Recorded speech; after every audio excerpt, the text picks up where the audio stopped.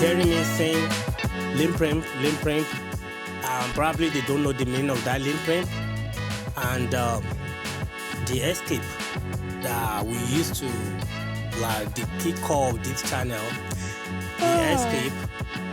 I just stay tuned. I'm going to reveal what that escape stands for, what it means. Escape out of this chaotic world, all this, like the world storm of this world is what our escape stands for. But at the same time, that escape is an acronym. And we're going to reveal each of those letters very soon on this channel. But when it comes to Limprim, I'm going to reveal that today, right? The Limprim is a channel that is discussing about living in peace. How you can live a peaceful life, a life that is free of worry, free of headache. And if you're going to learn more about Limprim, I will encourage you to go to Limprim channel, subscribe. I'm going to put the link in the description box below so that you can check the channel out and see what you can learn from that channel. Yes. So Limprim is all about living in peace, okay? Live in peace to rest in peace. That's Limprim for you. Welcome back, the CEO. Thank you for having me. So, all right, today this is going to be a little bit of, ups and downs. To some people, they may have a different view about this topic. Mm-hmm. And we will do our best as neutral as possible. And at the same time, just to reveal, to open the veil that covered this whole shenanigan. Most particularly, this is kind of common in the West, but we're going to niche it to America where we're able to see what is going on. Parenting, the challenges at home, in school, and in the society as a whole. And I'm going to start with the story of something that happened of recent, that you have all these teenagers on the street that to the point tourists look for escape for their life. The news is all over. That I was so surprised that a teenager that should be on the bed at that time of the hour, he was on the street participating in, street unrest. As a people, how do we get here? That it's very difficult for parents now to get hold of their child or their children and raise them probably in the way of God or in the way that they will not be minions to the society. That in the way that they will be useful to the society, be respectful to the elders. If you're Africa, some of us are losing it also now that we are subjecting ourselves to American way of raising our kids. What's your view on this, raising kids in America? Raising kids, I think Pastor said something about that in church the other day, that what the kids of today are looking for is authenticity. Authenticity. Yeah, that's what the kids of nowadays are looking for. The kids want you to be truthful with them. If you got all F's when you were in school, say you got all F's. Don't say I want you to get all A's. Don't put a lot of pressure on them because there's a lot of pressure that's going on already. Are you saying that just because the parents fail, the kids have to fail? No, we are not saying that, but they want you... So if the parents get F and they want their kids to get A, is that a bad thing? It's not a bad thing, but what the kids want, like I said, is authenticity. Be truthful with them, okay? Daddy, if you didn't get A's... Why should I get A's? Why should I be struggling to get A's? And that is where the friendship comes in. You see, I didn't get all A's, and look at where I am. But I don't want that for you. I want you to do more than I did back in the day. Okay? This is why I am striving for you to make it. And then you explain to them, you explain to them how when you get A's, you have better opportunities. That's all what they want. Don't not lie and say, when I was in school, I got all A's. I'm the best student. I was prefect, I was this, I was it. And then that puts a lot of anxiety on them, and then they get scared. And then when they grow up... Can that be a good lie? Wait, and then they grow up, and then they go in the garage, and they see F9 parallel. How do they come My about daddy that? lied to me. You know, even if they're successful, successful in the future, they will say, my daddy lied to me. But can you be careless up to that level? If you know you are lying, can you not be careless that they will see? That they will see, okay, daddy. I mean, how can they come about your report card or anything? You didn't burn them. You didn't burn them. That you have them, that's laying around for them. I mean, obviously that's an example, but I'm just saying that, you know, there are sometimes the truth comes out later on in life and you're like, why were you putting all those pressure on me? I was, you know, I was surviving, let's say in high school, and you were putting that extra pressure. Honestly, there are a lot of parents that put a lot of pressure on their children to the point that the children are like, they want to kill themselves to that point. But, you know, like we said, all you should give your kids is the truth. Give them the truth. Within reason, of course. There's so many things that I didn't know even before I got married, that it was until after I started having kids that I started, you know, peeling out the layers of the onions from my parents. I'm like, this happened to you for real? Wow, this happened. Why didn't you tell me? Why didn't you tell me? Because there's so many things your brain can understand at a certain level. So it's also important that you use wisdom, with God's wisdom, on when to give certain information to your children. But number one thing that kids want definitely is for the leaders, the people that they call adults in their life, to be truthful. You get? So that's one thing. I can't remember your question. Sorry. So I want you to discuss the challenges parents face when raising kids, and then I want you to think about the financial pressure, and how you can balance it with the work schedule of the parent, the family life, how you balance, you know, like the financial pressure, your work schedule, the family life, and how you manage the impact of technology of today, and how you can still build the relationship of parent to children, how you can still build that, and how they can flip from a very sweet child to a very confronting and, you know, disrespectful child. Okay, so there's so many sides to this question that you're asking. Raising kids now in America, today requires a lot of wisdom. It requires a lot of wisdom. It requires a lot of patience. And we need to be friends with our kids, honestly. We need to be friends with our kids so that you can get those important information that will help you to train them. No one say you can't be friend. Exactly, because there's so many things that's going on in their world, even with social media, with technology in their face. It's very important that we are friends with them. So you're saying we have to kind of be pampering them? Not pampering them.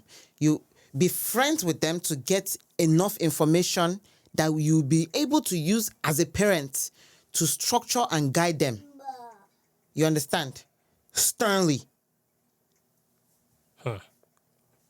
So, you know why? Because once you are not their friend, you won't be able to get those information.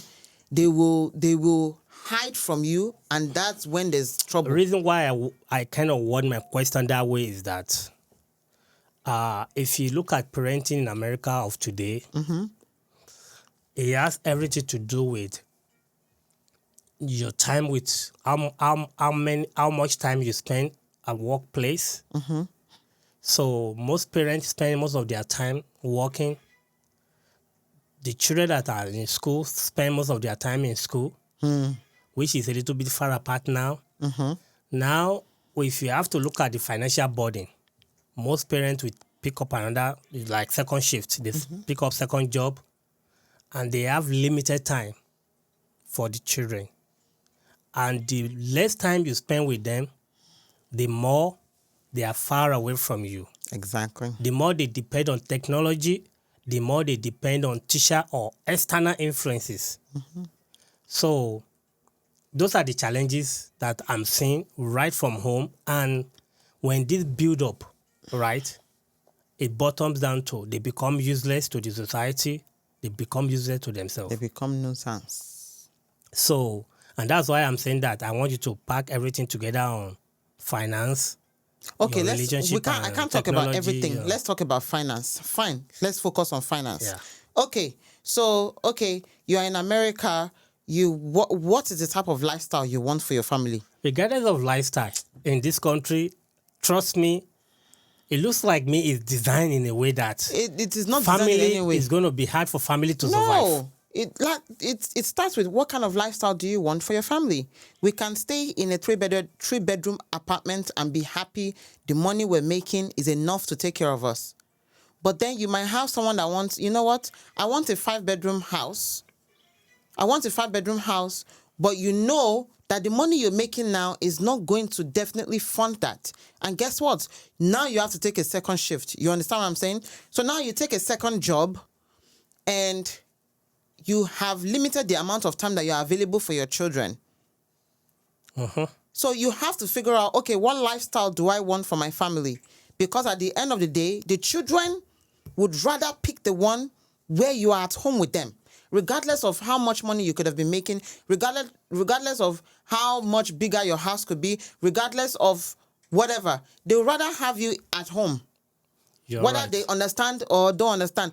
Me, personally, I'd rather be at home and be drinking Gary and peanuts with my children than go out, be making more money, but be out of the house longer where somebody else is taking care of my children. And then they'll now be calling nanny mommy because they don't see mommy all the time. Meanwhile, what mommy is thinking, or what mommy and daddy is thinking is, I want a better lifestyle for my children. You understand? And you won't be surprised that they don't even understand that. They will never understand being that. out there, they know is in their interest. Mommy is not here. That's what they know. Daddy is not here. That's what they're going to say. And that's when some kids start throwing tantrums because their presence is not at home. In fact, the relationship is not that. It becomes a toxic one because whenever they see mommy or whenever they see daddy, let's say it's a businessman, it only comes home on Sunday. Sunday he wants to relax. Somebody is coming to him, daddy. In Nigeria, I've seen family that the husband leaves home before the kids wake up in the morning, and will come back home. Maybe the kids are already sleeping. Yeah, they only see their dad maybe a couple of hours, like they always quality see Saturday, time, Sunday. Only Saturday. And even that Saturday, the dad want to relax. It's maybe 1 hour, 2 hours. Like, okay, let me sit down and play with them. And it's even worse if you happen to be in the family that your father always bring home the work. Exactly. So when he's home, he's always on his computer doing. So the quality is not there. Oh yeah, definitely. That enough. See, you can say, "Oh, I want a rich lifestyle. I want a rich lifestyle."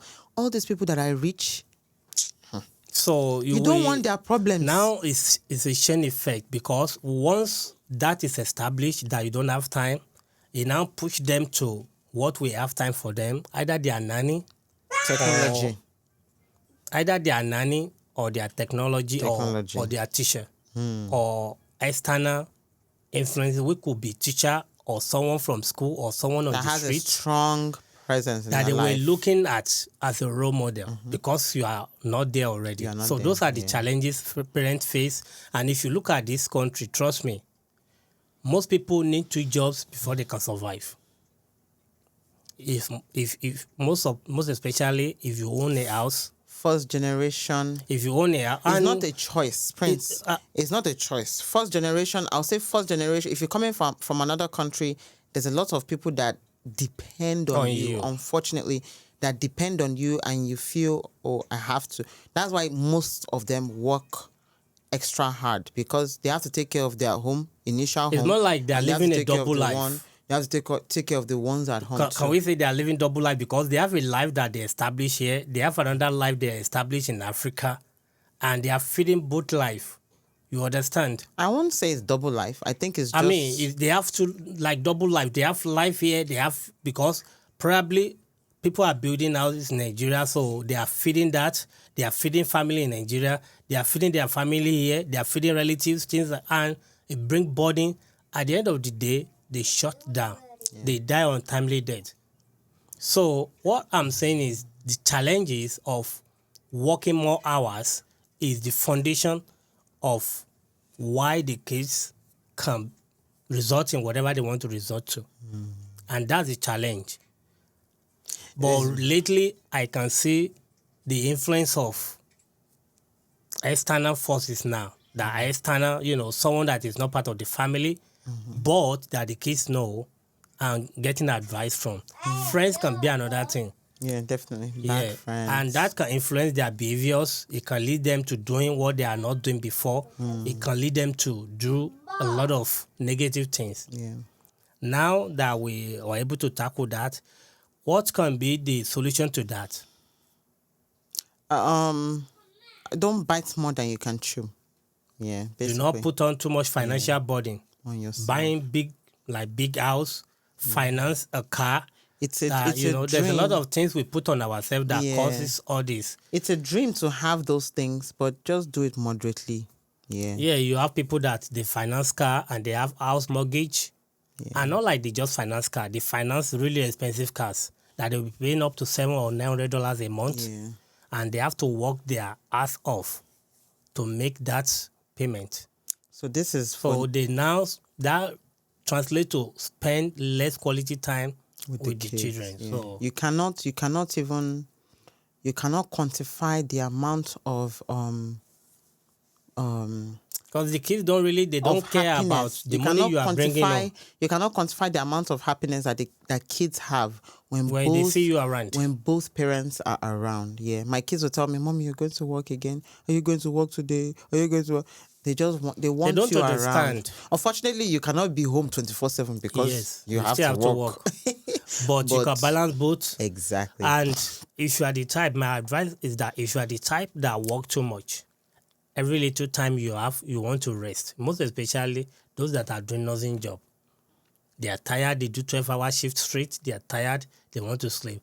But I will still advise that every little time or spare time you have, make sure you spend it with the kids, get to know them, Run away from overtime. Yes. Uncle Sam will still take it. Run away from overtime. Because that overtime can be spent with your family, building your family, building that quality time. Take them out, take the kids out. You two yourself, go out, have a break, take a break.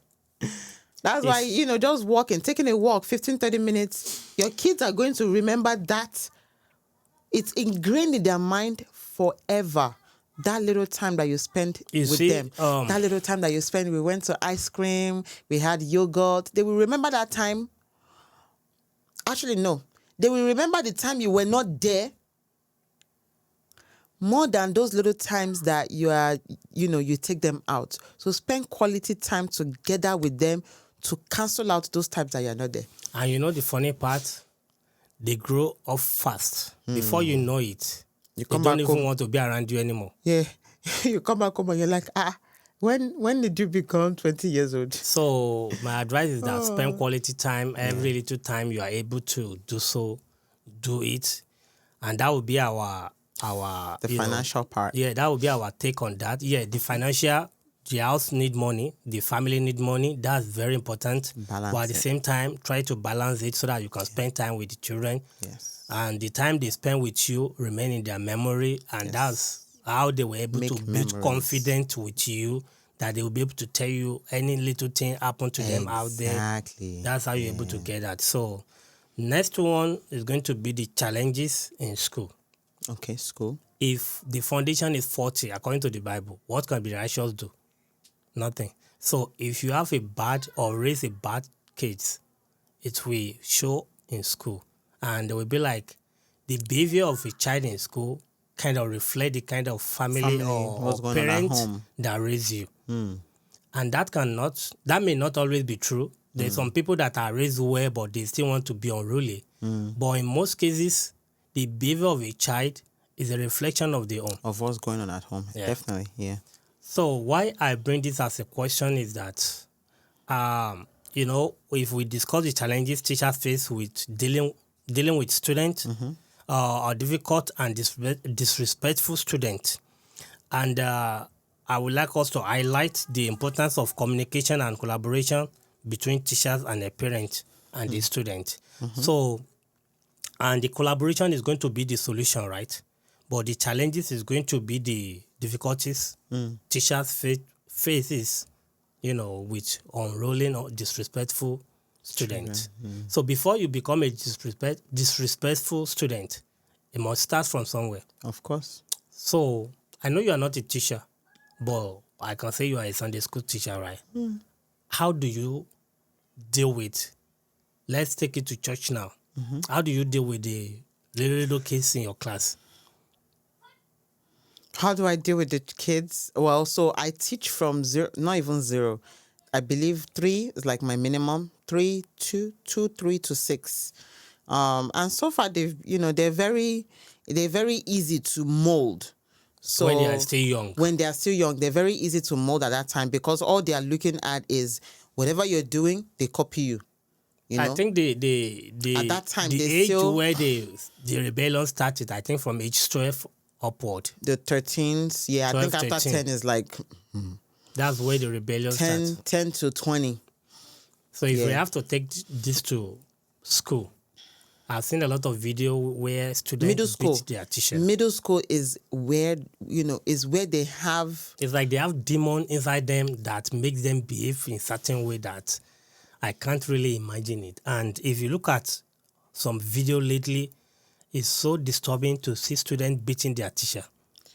Middle school is where I think a lot of those demons start coming out, like you said. But so that's why 0 to 6 is very important. If you want to be doing overtime, don't be doing overtime in 0 to 6. Yeah. Make sure you mold them to Mold a structure, a at solid that structure. time. So that time when the devil wants to start coming out, it will not be 12 devils at the same time. So it you're should be saying, maybe 1 or 2. You're saying they can delay their overtime until those kids are already molded Exactly. to a solid structure that okay, they can't change. Even during middle school, refrain from overtime only when you have to. These are the times from 0 to 13 years old. Those are very, very, very important times. When you can't say you are not at home. Where? Why? How? So let's say you were there 0 to 6. You are there 100% of the time. They see you before they go to bed. Good. The demons that want to come out in those middle school years will be minimal. But let's say you were not there. And now it's nanny that's still taking care of them. It's uncle and auntie and grandma. Everybody, so many different people have say. They would have taken so many people's traits, so many people's behavior. The demons will be times 10. That's going to come out during the middle school years. Yeah. So it's very important. Once the foundation, like you said, is set, then the middle school years, it'll be easy to say, okay, this behavior that you just did is not the way I would like it to. Let's mold it. Let's fix it. Exactly. Now, when you get into high school, you can now relax a little bit and be like, okay, because it's not at that time now that you want to be spanking or you can't be doing that now. Because at that time, they are already developing their own independence and their own mental capabilities are much more stronger at that time. 0 to 6, you can still say, don't do that, don't do that. Middle school, you can say, this is why I say don't do it. Let's do it this way. Then mid-high school, you expect that they will take initiative and do it the right way, hopefully, if the foundation is good. So if we have to look at it from our own angle, right? Mm-hmm. You already said, what I actually have in mind. If they are not molded right from home, it will reflect in their school. Definitely. And now almost everybody understand the problem. We have unruly disrespectful kids in school, even in public. When we're doing public hearing, I see how kids do address adults, telling adults, no shut respect. up. I'm not finished. I'm not done. You are not my mother. Done. Are you listening to me? You are not my this, mother. That. And they were like, it takes village to raise a child. Yeah. And in America, I'm very sure they have that culture before. Yeah, Americans have the culture of village raising a child. But today, even if your neighbor try to correct your child, it can be problematic. They cut that neighbor off. It can involve 911. Yeah. So restraining order. Everybody now mind their business. Nobody want to, even if I see my neighbor's kid doing something bad, I can't say anything. I have nothing to say because I don't know what the parents will say or what the kids will say. But back in the days, Americans had this culture that we all look after our children. But now we don't have that anymore. What happened? That's problematic. What happened? You see, when we have leaders, because if you look at what is going on today, America is not where we are by chance or by mistake. We are where we are today because of the leaders we put in place. And when we have leaders that are making bad policy, it keep making the country to diminish morally, ethically, and economically. It's about leadership and the policy they implement. That's what put us where we are today in America. We're also forgetting something. America has this freedom. I think that freedom we keep talking about. The freedom is always there right from day one. The freedom, yeah. The freedom is always there. Especially for the kids is what I'm saying. I realize that the influx of different people coming to America contributes to the degradation that we're seeing now. People are bringing different lifestyle, different ideas. Policy, and the moment they keep electing, like, I don't know how some people will not be offended by this, but it's like we have people and they don't have American interest, and they find their way in politics, making decisions for America that is not in the interest of America. And if you look, I don't know if this is, I don't know, I can't say, I'm not sure, but like the vice president now is going to Africa to advocate for gay rights. Yeah. Why China and Russia are making deals? Do you see that? Making deals of what? They're making partnership. They're making deals. How they can improve their country economy. How they can devalue the dollar and have another dominated currency that they're going to be using. And America is busy going to Africa to go advocate for gay rights, pumping money to gay rights. Doesn't make any sense. Do you see the kind of leaders we're having now? Yeah. So that's what I'm saying. Electing leaders that do not put America first. That's what I'm saying. So when you look at it that way, now you see the foundation of all this. You understand? Work more, not paying attention to what is supposed to be paying attention to, and everything get wrong from the foundation. So, exactly. So what I think we can do, I believe, first thing when it comes to school and student and teacher relationship, I notice in America that most of these students don't use school uniform, right? From my own view, I will advocate that all schools should adopt school uniform. Yeah. Except college. Being able to identify teacher and student. When students come to school, you don't have know who's teacher. Like all this hairdo, makeup, everything, and they look like teacher already. They have this kind of boldness that they can challenge their teacher. So I advocate for school uniform. Let them have school uniform. Number one, there will be no competition among the students. Nobody is wearing Jordan. Nobody is wearing Gucci. We have plain level school uniform. That will bring them to a little bit of subjection, a little bit. That will calm them down. Have school uniform. Number two, government need to understand that in as much as they're trying to protect the kids, teachers should have some kind of right. Make students understand that it is very wrong and it's going to be punishable. Because I think their punishment is that maybe detention, things like suspension. And they like that suspension because they don't want to be in school. They don't want to go to school anyway. So I want, I know I'm not going to advocate for flogging just like we used to do in Africa, that because when you do something, they flog your butt. They reset your brain. And that's one thing American kids don't have. They are too fragile. You will see some people will argue, and I'm not saying it's going to be like the medicine to cure all this that is going on, but at least it will reduce give them some a sense of all of this. belonging. Yeah, they will tell you that there's no proof or scientific proof that shows that if they're in school uniform they will behave. But let's try it and see. There's no I think that sense of belonging is definitely big. Because if everybody is wearing the same thing, I feel like I belong to this. I belong to this place. I honestly, not like a general uniform for the whole school. Each school should have their own specific uniform. That will be unique to them. That when you have this uniform on, we know the school you belong to. Exactly. So, that sense of belonging definitely is important. Government should allow parents to have more power on these over their children. Yeah. Because most kids believe that my parents can't put their hand on me. Or you put your hand on me, I'll call 911. Government need to take that away. Government need to make them understand that your parents can discipline you and nothing will happen. I'm not talking about abuse. Yeah. I'm not talking about beating your kids to the point that they have injury. Or, no. There's so many ways I'm of talking disciplining about your child. discipline. Definitely. Yeah. That There's so many ways of discipline. Yeah. So, I mean, that's what I can take of discipline. And school should have discipline that make the students think twice. Not just put them in detention or suspension. No. Real discipline that can cost them a lot, that they will think Mow twice. the whole lawn. Yeah. Mow the lawn of the whole school. That will make them think twice before they disrespect their teacher. Mow the lawn. Oh, this is child abuse. No. Honestly when speaking, he mowed the lawn, next time he will think twice before he does something stupid.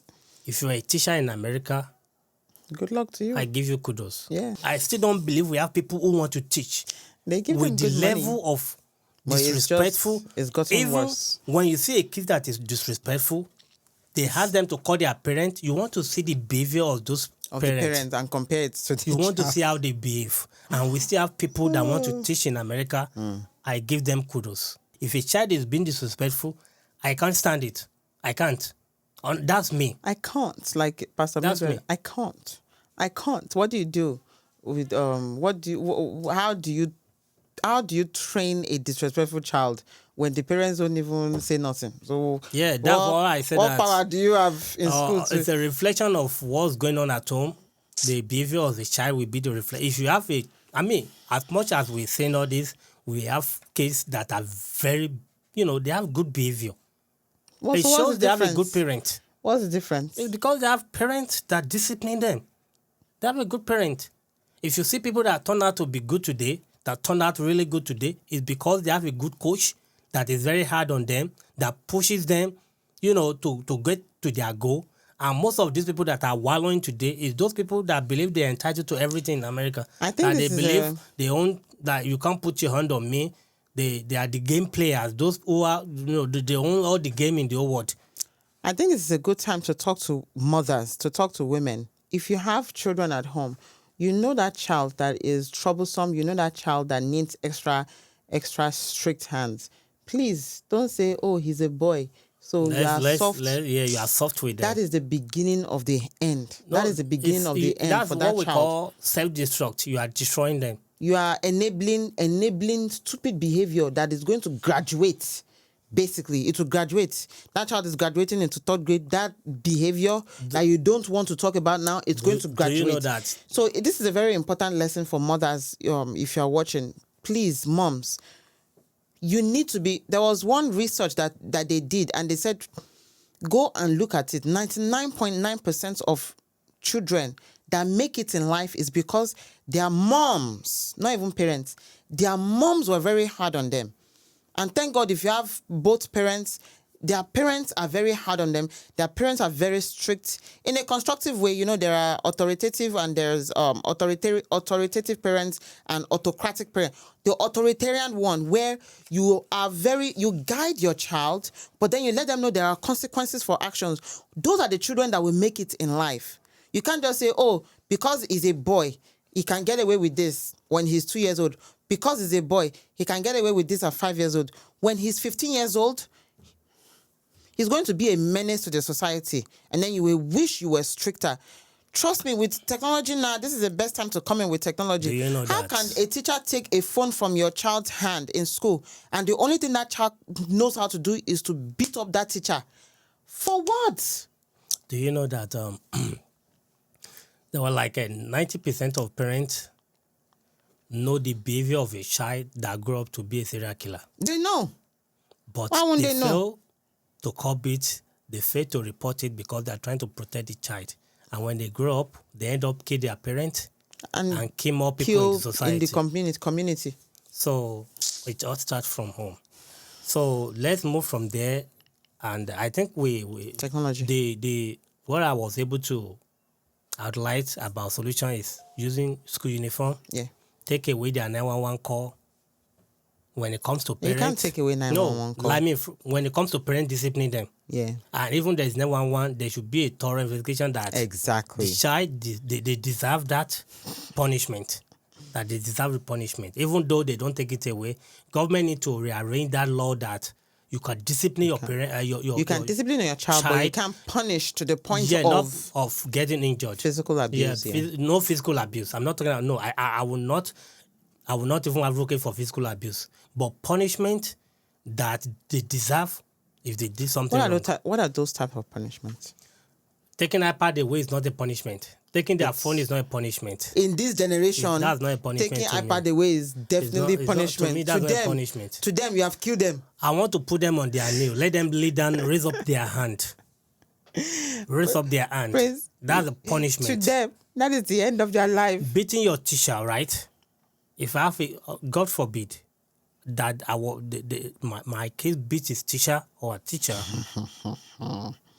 In fact, the punishment will be that. Don't even come back home.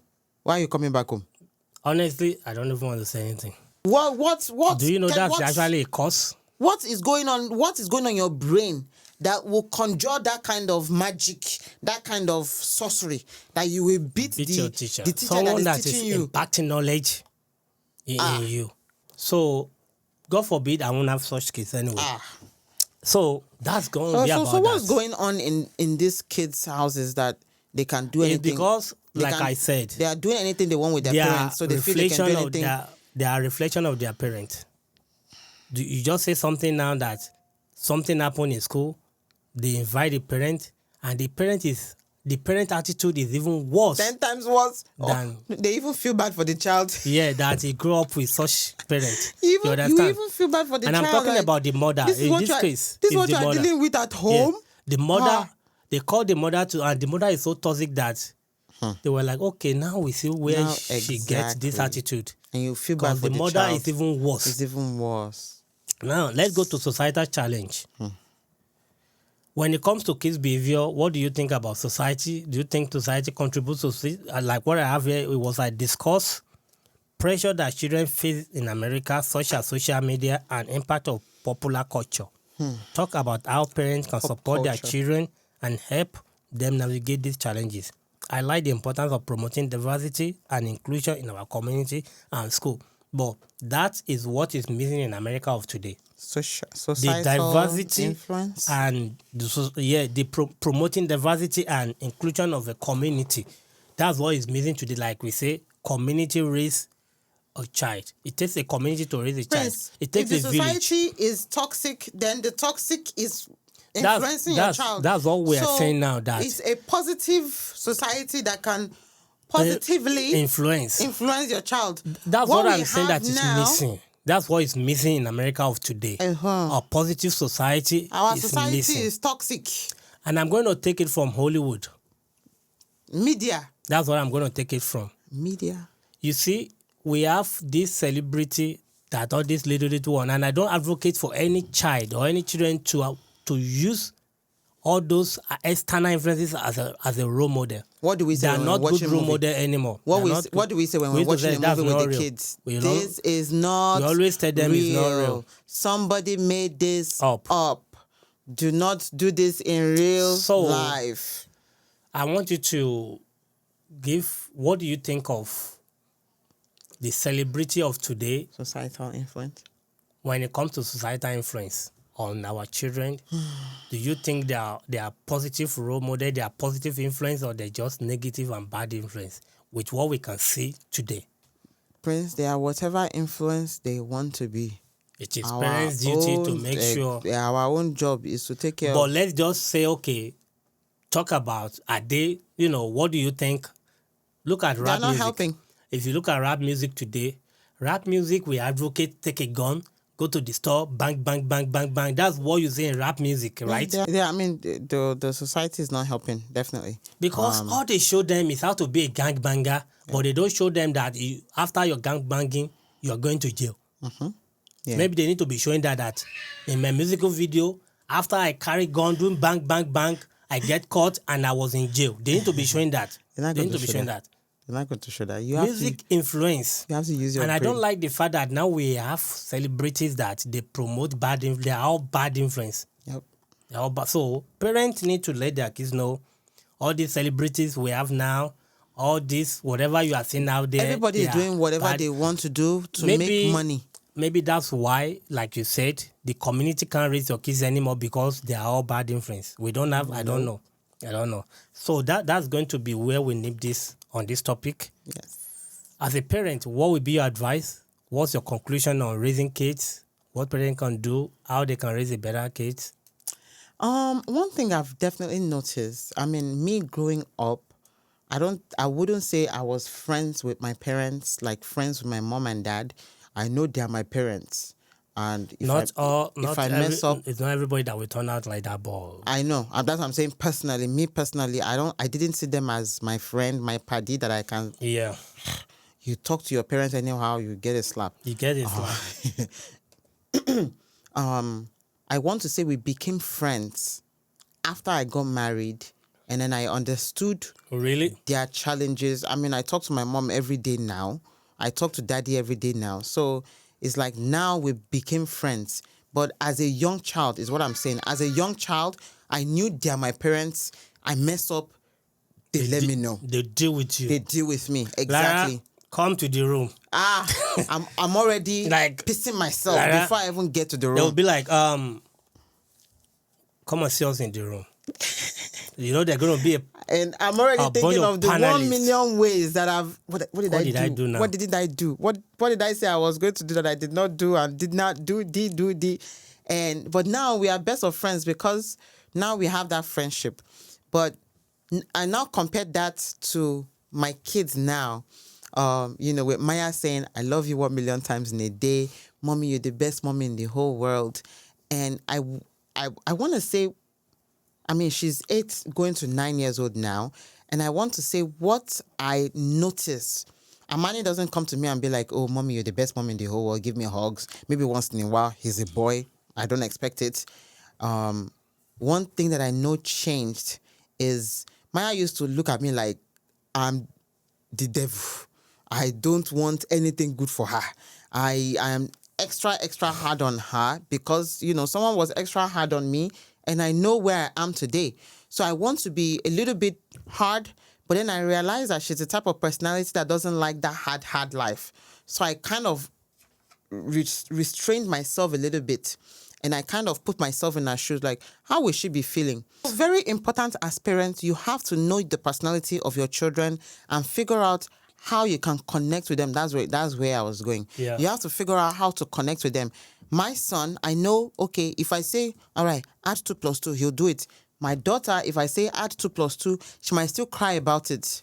I don't want to do it. Why should I have to do 2 + 2? Things like that. And that's what pisses me off. I don't want to do it. But Maya, we have to do it. Put 2 and 2 together. And then she'll calm down.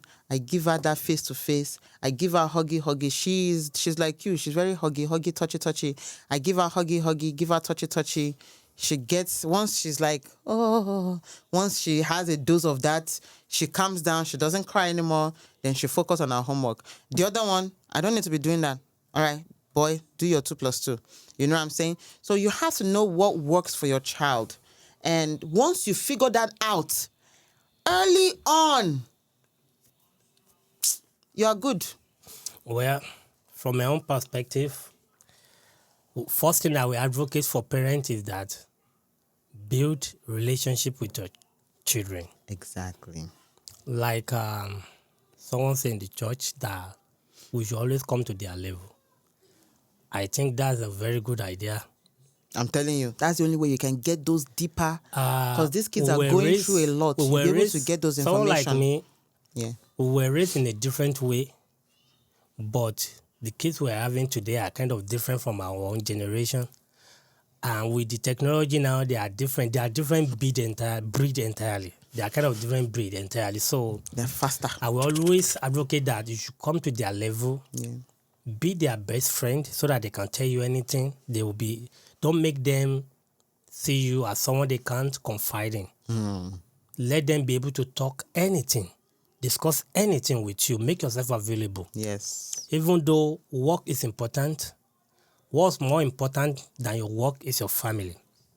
If you have a dysfunctional family, everything you work for already is down the drain. Yeah. You can make all the money in the world. They don't care about the money. You don't want to raise worthless children. Yeah. So develop that relationship with them, make them your best friend. Create time to go out with your kids. Yeah. Create time to go to the park, walk together, eat together, most importantly.